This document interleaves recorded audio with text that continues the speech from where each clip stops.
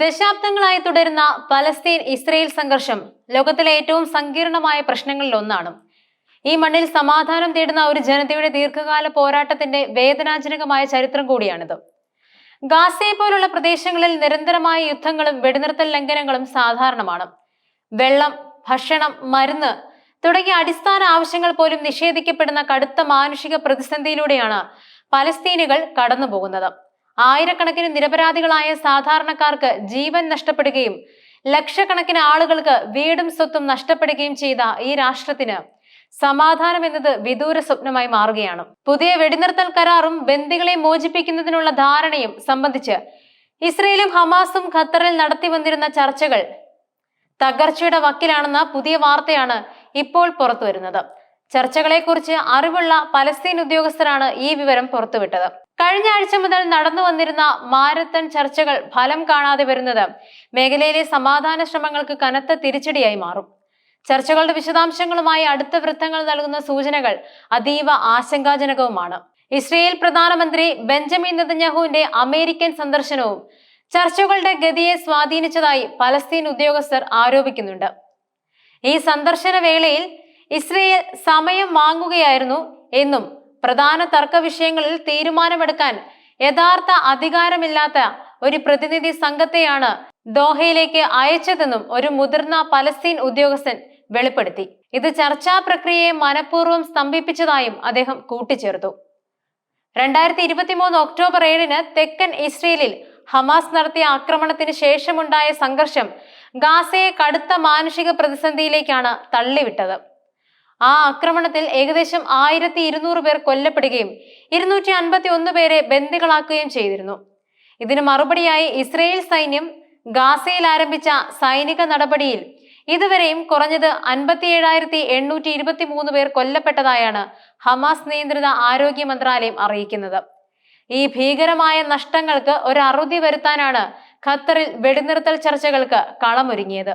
കഴിഞ്ഞ ആഴ്ച മുതൽ ഇസ്രയേലി ഹമാസ് പ്രതിനിധി സംഘങ്ങൾ ദോഹയിലെ പ്രത്യേക കെട്ടിടങ്ങളിൽ 8 റൗണ്ട് പരോക്ഷ സാമീപ്യ ചർച്ചകളിൽ പങ്കെടുത്തു. ഖത്തർ പ്രധാനമന്ത്രി ഷെയ്ഖ് മുഹമ്മദ് ബിൻ അബ്ദുൽ റഹ്മാൻ അൽ താനി, മുതിർന്ന ഈജിപ്ഷ്യൻ ഇന്റലിജൻസ് ഉദ്യോഗസ്ഥർ എന്നിവരാണ് ഈ നിർണായക ചർച്ചകൾക്ക് മധ്യസ്ഥത വഹിച്ചത്. അമേരിക്കൻ പ്രതിനിധി ബ്രെറ്റ് മക്ഗുർക്കിന്റെ സാന്നിധ്യവും ചർച്ചകൾക്ക് ഗൗരവം കൂട്ടി. ഹമാസ് പ്രതിനിധി സംഘത്തിനും സൈനിക സുരക്ഷാ രാഷ്ട്രീയ ഉദ്യോഗസ്ഥർ ഉൾപ്പെടുന്ന ഇസ്രയേൽ പ്രതിനിധി സംഘത്തിനും ഇടയിൽ ഡസൻ കണക്കിന് വാക്കാലുള്ളതും രേഖാമൂലമുള്ളതുമായ സന്ദേശങ്ങൾ മധ്യസ്ഥർ കൈമാറിയിരുന്നു.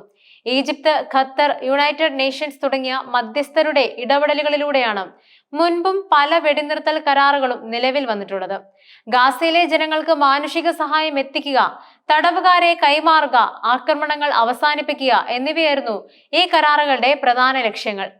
താൽക്കാലികമായി മാനുഷിക ഇടനാഴികൾ തുറക്കാനും ബന്ദികളുടെ കൈമാറ്റത്തിനും ഇത് വഴിയൊരുക്കിയിരുന്നു. അമേരിക്കയിൽ നിന്നും പുറപ്പെടുന്നതിന് മുമ്പ് പ്രധാനമന്ത്രി നെതന്യാഹു ഈ ചർച്ചകളിൽ ഒരു പോസിറ്റീവ് സ്വരം നിലനിർത്തിയിരുന്നു. ഏതാനും ദിവസങ്ങൾക്കുള്ളിൽ ഒരു കരാർ പൂർത്തിയാകാനാകുമെന്നും 60 ദിവസം നീണ്ടു നിൽക്കുന്ന ഒരു വെടിനിർത്തൽ കരാറിലൂടെ ഹമാസിന്റെ കൈവശമുള്ള 20 ബന്ദികളിൽ പകുതി പേരെയും മരിച്ച 30 ബന്ദികളിൽ പകുതിയിലധികം പേരെയും മോചിപ്പിക്കാൻ കഴിയുമെന്നും അദ്ദേഹം പറഞ്ഞിരുന്നു. എന്നാൽ ചർച്ചകളെക്കുറിച്ച് പരിചയമുള്ള പലസ്തീൻ ഉദ്യോഗസ്ഥർ പറഞ്ഞത് സ്ഥിതിഗതികൾ തകർച്ചയുടെ വക്കിലാണെന്നാണ്. അതായത് ഇരുപക്ഷവും നിരവധി വിവാദ വിഷയങ്ങളിൽ ആഴത്തിൽ ഭിന്നിച്ചു നിൽക്കുന്നു എന്നതാണ് യാഥാർത്ഥ്യം. പ്രധാനമായും 2 വിഷയങ്ങളിലാണ് ഏറ്റവും പുതിയ ചർച്ചകൾ കേന്ദ്രീകരിച്ചിരുന്നത്. അവിടെയാണ് പ്രധാന തർക്കങ്ങളും ഉയർന്നു വന്നത്. ഗാസയിലേക്ക് മാനുഷിക സഹായം എത്തിക്കുന്നതിനുള്ള സംവിധാനം. ഗാസയിലേക്ക് ആവശ്യമായ മാനുഷിക സഹായം തടസ്സങ്ങളില്ലാതെ എത്തണമെന്നും അത് ഐക്യരാഷ്ട്രസഭയുടെ ഏജൻസികൾ വഴിയും മറ്റ് അന്താരാഷ്ട്ര ദുരിതാശ്വാസ സംഘടനകൾ വഴിയും വിതരണം ചെയ്യണമെന്നും ഹമാസ് ശക്തമായി ആവശ്യപ്പെട്ടു. എന്നാൽ ഇസ്രയേൽ ഇതിന് വിപരീതമായി. ഗാസ ഹ്യൂമാനിറ്റേറിയൻ ഫൗണ്ടേഷൻ നടത്തുന്ന ഇസ്രയേലി അമേരിക്ക പിന്തുണയുള്ള ഒരു വിവാദ സംവിധാനം വഴി സഹായ വിതരണത്തിനായി സമ്മർദ്ദം ചെലുത്തി.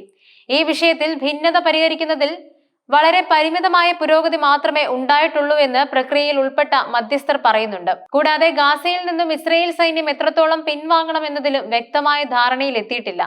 ഹമാസ് പൂർണ്ണമായ പിൻവലിക്കൽ ആവശ്യപ്പെടുമ്പോൾ ഇസ്രയേൽ അതിന് തയ്യാറല്ല. ഒരു ഔപചാരിക കരാറിലേക്ക് എത്തുന്നതിന് ഈ വിഷയങ്ങളിലെ അടിസ്ഥാനപരമായ അഭിപ്രായ ഭിന്നതകൾ പ്രധാന തടസ്സമായി നിൽക്കുന്നുണ്ട്. ഈ ദുർബലമായ വെടിനിർത്തൽ ചർച്ചകൾ പലപ്പോഴും മണിക്കൂറുകൾക്കുള്ളിലോ ദിവസങ്ങൾക്കുള്ളിലോ ലംഘിക്കപ്പെടുന്നതാണ് ഈ സംഘർഷത്തിന്റെ ദാരുണമായ ചരിത്രം. ഇതിനു പിന്നിലെ പല കാരണങ്ങളുമുണ്ട്. ഏറ്റവും പ്രധാനപ്പെട്ടത് അവിശ്വാസം എന്നതാണ്. ഇസ്രയേലിനും പലസ്തീൻ ഗ്രൂപ്പുകൾക്കും പരസ്പരം ആഴത്തിലുള്ള വിശ്വാസമില്ലായ്മയുണ്ട്. ഒരു ഭാഗത്തു നിന്നുള്ള ചെറിയ പ്രകോപനം പോലും വലിയ തിരിച്ചടികൾക്ക് കാരണമാകുന്നു. അതോടൊപ്പം പലസ്തീൻ ഭാഗത്ത് ഹമാസ് മാത്രമല്ല, മറ്റ് സായുധ ഗ്രൂപ്പുകളും സജീവമാണ്. ഒരു ഗ്രൂപ്പ് വെടിനിർത്തലിന് സമ്മതിക്കുമ്പോൾ മറ്റൊരു ഗ്രൂപ്പ് പലപ്പോഴും അത് ലംഘിക്കുന്നു. ഗാസയുടെ ഉപരോധം, പലസ്തീൻ പ്രദേശങ്ങളിലെ ഇസ്രയേൽ കുടിയേറ്റം തർക്കത്തിലുള്ള ജെറുസലേം നഗരം, അഭയാർത്ഥികളുടെ പ്രശ്നം തുടങ്ങിയ അടിസ്ഥാനപരമായ കാര്യങ്ങളിൽ പരിഹാരം കാണാത്തതാണ് ആവർത്തിച്ചുള്ള സംഘർഷങ്ങൾക്ക് പ്രധാന കാരണം. കൂടാതെ ഇരുപക്ഷത്തിനും ആഭ്യന്തര രാഷ്ട്രീയ സമ്മർദ്ദങ്ങൾ ശക്തമാണ്. ഇത് വെടിനിർത്തലുകൾക്ക് പൂർണ്ണ പിന്തുണ നൽകുന്നതിൽ നിന്നും നേതാക്കളെ പിന്തിരിപ്പിക്കുന്നുമുണ്ട്. വെടിനിർത്തൽ ലംഘനങ്ങൾ നിരീക്ഷിക്കാനും ഉത്തരവാദികളെ കണ്ടെത്താനും ശിക്ഷിക്കാനും ശക്തമായ അന്താരാഷ്ട്ര സംവിധാനങ്ങളുടെ അഭാവവും ഇവിടെ ഉണ്ട്.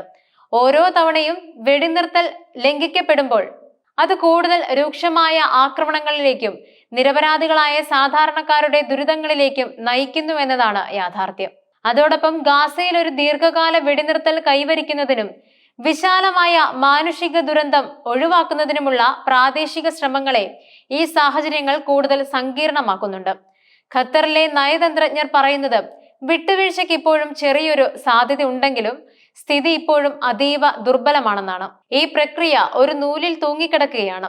ഒരു പ്രാദേശിക ഉദ്യോഗസ്ഥൻ പറയുന്നത് അങ്ങനെയായിരുന്നു. എന്തെങ്കിലും നാടകീയമായും വേഗത്തിലും മാറിയില്ലെങ്കിൽ നമ്മൾ ഒരു തകർച്ചയിലേക്ക് നീങ്ങിയേക്കാം. ഈ ചർച്ചകളുടെ ഭാവി ഗാസയിലെ ലക്ഷക്കണക്കിന് ജനങ്ങളുടെ ജീവനും നിലവിലെ മാനുഷിക പ്രതിസന്ധിക്കും മേൽ ചെലുത്തുന്ന സ്വാധീനം അത്ര ചെറുതല്ല. സംഘർഷമില്ലാത്ത, കുഞ്ഞുങ്ങൾ കൊല്ലപ്പെടാത്ത ഒരു സ്ഥിരമായ സമാധാനത്തിനായി വെടിനിർത്തൽ കരാറുകൾക്കപ്പുറം സംഘർഷത്തിന് കാരണമാകുന്ന അടിസ്ഥാന പ്രശ്നങ്ങൾക്ക് പരിഹാരം കാണേണ്ടതും അനിവാര്യമാണ്.